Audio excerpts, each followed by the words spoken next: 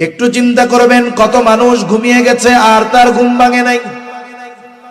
আমিও তো হতে পারে আজ রাত আমার শেষ রাত, হয়তো এই ঘুম আমার সেই ঘুম, শেষ ঘুম। এখন আমাকে তো মৃত্যুর পরে আল্লাহ তাআলার সামনে দাঁড়ানো লাগবে।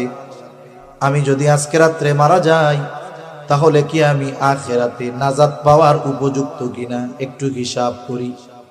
অতীতের সব হিসাবের কথা বাদ দেন, আজকে দিনের হিসাবটা একটু আমি করি। একটা মানুষ যদি 5টা মিনিট ব্যয় করে, 5 মিনিট থেকে 10 মিনিট, সে তার সারা দিনের ভালো কাজ আর মন্দ কাজের হিসাব বের করতে পারবে কি পারবে না? সারা দিনের ভালো মন্দ কাজের হিসাব বের করতে পারবে।